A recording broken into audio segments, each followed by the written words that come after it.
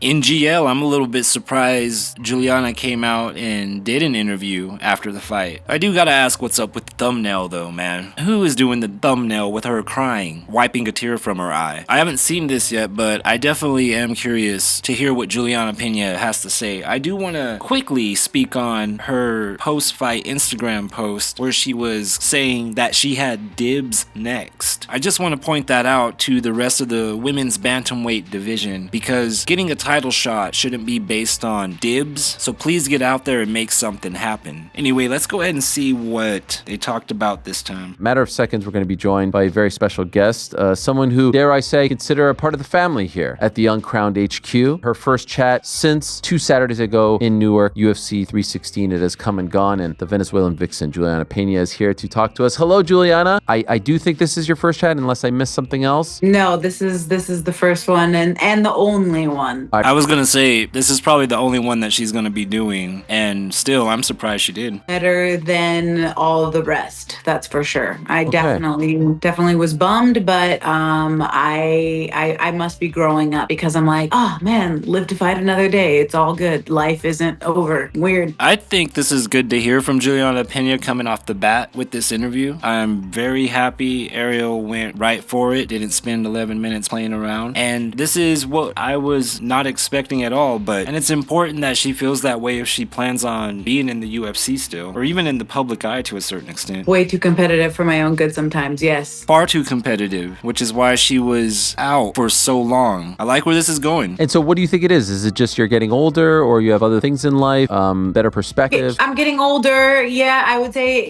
obviously getting closer in relationship with Christ is a big one. Daughter, not wanting to have like that bad sportsmanship or poor attitude to show her. Being blessed and grateful for the things that I have. I got a roof over my head and clothes on my back. I'm able to support me and my daughter and give her a life that I could only dream about as a kid. This is so much better than after she lost to Amanda, and so much better during the build-up to Raquel and Mayra Bueno Silva. Julianna sounds so much more balanced, and I hope with it her career clarity has improved. Guess we're gonna see her. I felt that way about her. There's some of the things that I absolutely still feel about her.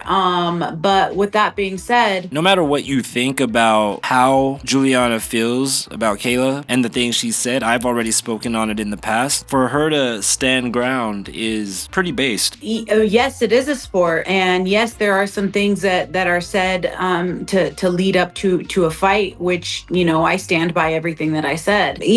There was so many instances with people talking to me about her, knowing her from a personal experience, that had written to me or talked to me in person and about her, and something has clicked into her. We will see where all of this goes in the future, but something has clicked into her where the poor sportsmanship and the not just bad but also outlandish trash talking and accusations, she's dialing back big time. And this is welcome. This you can do something with for the women's bantamweight division, but she's got a lot of work to do in my opinion. Is with people talking to me about her, knowing her from a personal experience, that had written to me or talked to me in person and about her. And I mean, maybe she just rubbed like 8 different people the wrong way, maybe, but I think that there's probably some truth to that, with the way that she,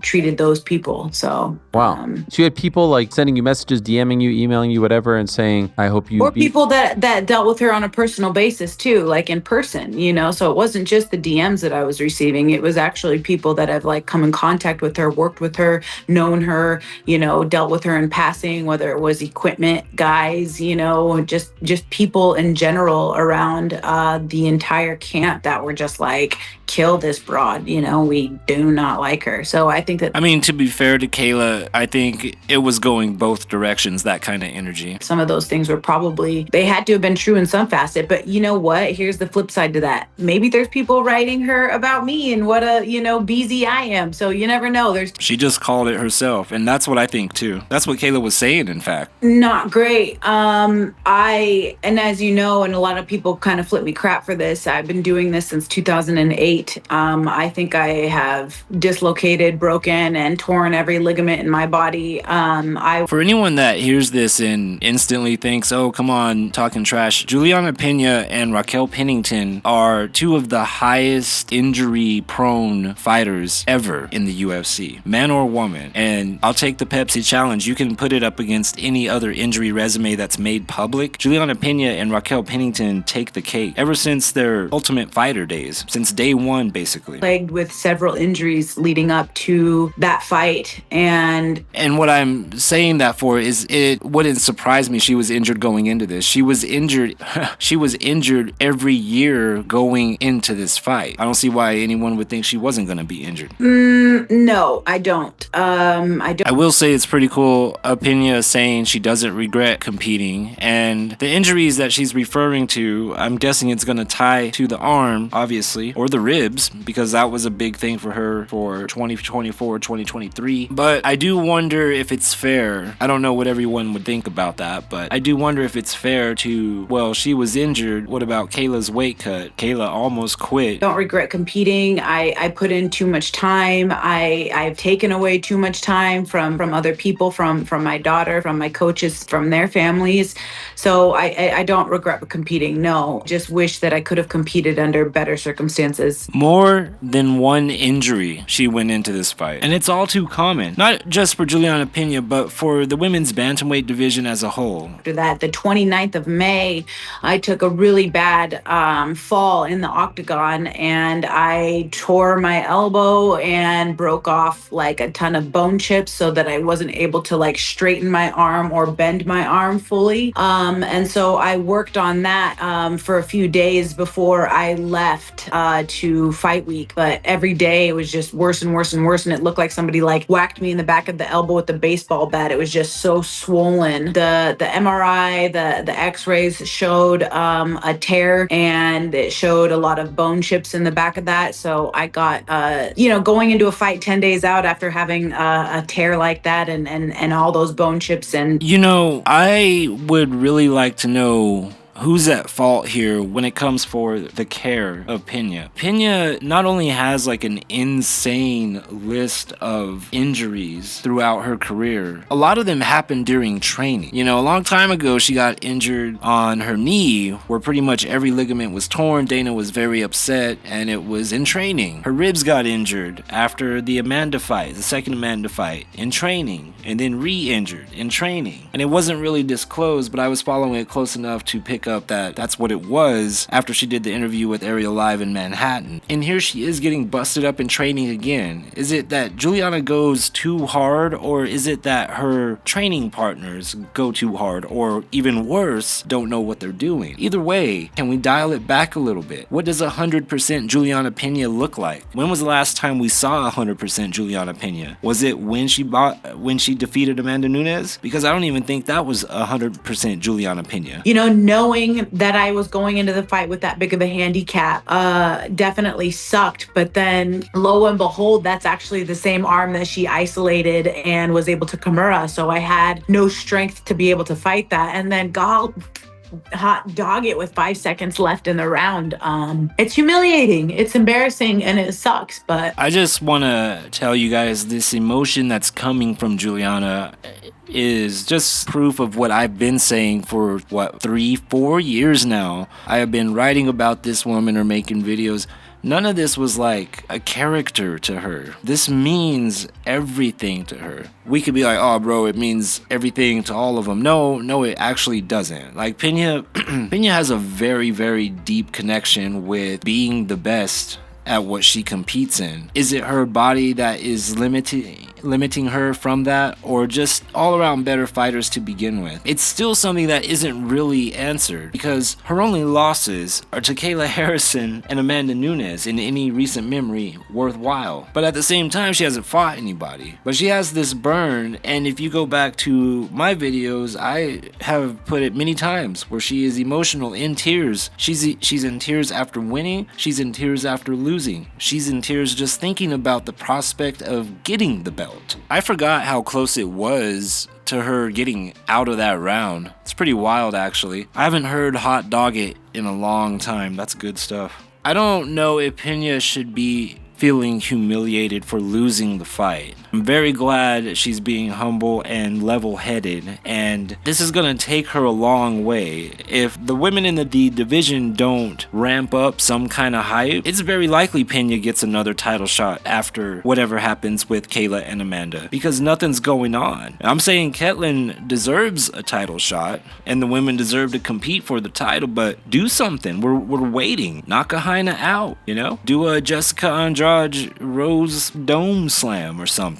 With Peña being personable like this and showing real emotion, being humble in defeat, and saying, you know, life goes on, and also at the same time standing on her opinions and what she said in the past, which is respectable. I still don't agree with a lot of it, but this is something that can be completely turned around. A face turn for Julianna Peña. Can you believe it? It could happen. Tap into her gas tank, tap into her gas tank, tap into her gas tank. And so for fight camp, I'm getting taken down round 1, I'm getting taken down round 2, no problem. In round 3, everybody's gassed, everybody can't keep the pace, But that doesn't sound like the best idea to me. I think Peña should have went in there with aggressiveness, throwing combos. Now, easier said than done, especially from someone who's not a professional fighter, but that strategy seemed like it would have worked better. Leg kicks and combinations to get her overhand right to connect. That's why I picked Peña, because I thought she was going to do that. And pressuring Kayla, I think, is the only answer. I don't know if you're going to be able to keep distance. Amanda might, but it certainly wasn't going to be Peña. She should have dirty boxed her a bit those first 2 rounds, you know. It wasn't some like, oh my gosh, like Amanda 1, not strong, okay? Strong, but not the strongest that I felt. Amanda 2 was like another level of strength. And that is very interesting to hear her compare the strength of Amanda in 1 and 2. That's crazy. She said another level of strength, y'all. Miesha Tate said she's never been hit harder by anybody than Amanda Nunes. I can't wait for that fight. Surgery that I'm going to have to get that I don't really feel like disclosing at this time, but that one is also directly after. I hope that isn't rib related. I don't want to put that out there, or that bad energy. I have no confirmation, evidence, sources, anything like that, but I couldn't get over that rib injury, man. That lasted like 2 years, almost over 2 years. It was insane. You know, this seems like a sweep up to me in public image for Julianna Peña. I hope it is that. It's really odd the way Ariel framed it as like, oh, I don't understand. Why did Julianna get heat? Why do people not find you entertaining? You're so nice and all this. But I mean, the things she said, man, and the fact that she didn't fight anybody and just held out until she got a title fight rubbed people the wrong way. It's kind of weak sauce, if you ask me, and that's me putting it mildly. I believe Peña does pay attention to people that go at her. I don't know if it affects her at all. Criticism has to be able to take some credit for this new tone coming out of her, because we can certainly go back and look at everything that happened since 2020. It's all on this channel, as a matter of fact. The things she said, it was unacceptable. It wasn't cool at all. This version of Julianna Peña is what personally I've been waiting for as a fan. I do not believe that Peña, as I said, it's the end of an era. I don't think she's going to be talking crazy anymore. Not because she's scared of the fan reaction. She's just grown. She's turned over a new leaf. She's happy to be home. She brings up her daughter. She gets emotional. She's accepting this loss better than any loss she has accepted since 2014. I do not think Julianna should fight Amanda or Kayla next. I think if Peña is getting that itch, and if she's really there 2 weeks later, asking herself, what is she gonna do? Then she should take a fight before jumping right back into the lion's den. What does everyone think about her chances against anyone in the top 10? Ketlen Vieira, Irene Aldana? Can Peña beat them? Can she build off of this good interview? This interview is what she needed. Ariel's good when he wants to be. He immediately picked up that this was a new tone, and he leaned into it. A little too much at the end, in my opinion. I think Peña should come out and say, hey, people were criticizing me and throwing comments at me because of the way I was talking, and I can understand that. She can understand her loss. She can accept that. She should be able to accept the criticism, because I think a lot of the criticism was fair. People were just being based and annoyed. My main frustration is I wanted more out of what I knew could be a better version of her. And as I've said before, these fighters owe us nothing. Ronda, Peña, Pennington, Jones, you know? None of these people owe us anything. But as fans, we're able to absorb what is presented to us and make a judgment. Peña was that girl. I don't know what happened with the fan base. She was the next quote-unquote pretty girl, the one after Ronda. And this is well after Ultimate Fighter season. Even when she came back, people were pretty hype about it, you know? And she came back and didn't perform with the intensity living up to the expectations, at least in my head, and I know comments were made and bloggers and, you know, media outlets and whatnot. She had some up and down performances and then surprised everybody by beating Amanda Nunes. She was very stubborn, very arrogant, and very wrong in the statements that she made about who Amanda was and how the fight went. She said very disparaging things about Raquel Pennington, you know, the man bun, and she wanted to be a dad, and that's good that she is leaning in a different direction. You can go ahead and admit you know why, and Ariel knows why too. Ariel's smart, obviously. He knows why, because she was saying crazy stuff, dude. She accused the whole gym of taking steroids. How is that high-level, exciting trash talk? It's not. It wasn't a good build at all. It was very ugly in that aspect, at least. When it came down to the fight actually being announced and having press conferences, everything changed. Peña started being more direct and more aggressive, but now, looking back on it, you can see where the agitation was coming from. It was coming from her injuries, and not necessarily at Kayla at all. She couldn't even really focus on Kayla. I'm not excusing Julianna Peña, not even a little bit. My point is that, hey, you presented us all this insanity, and you want us to forget it now, and we're not going to. With all that said, I hope Julianna Peña takes on someone else. I hope Julianna Peña takes some time off and figures out what the new angle is. Maybe she drops down, which would be crazy, or maybe she goes up if they do reopen that 145, right? But it can't be the Amanda Kayla Julianna dance from 2020 to 2026, you know what I mean? Like, come on. For Julianna's side, very good interview. I hope she carries herself this way. It's much more respectable, listenable, tolerable, and you can get some insight from her when she's being honest and not messing around with flirting and trash talk. Still, as it stands right now, it is my opinion her next fight should not be for a title. Hey, I'm not surprised, motherfucker.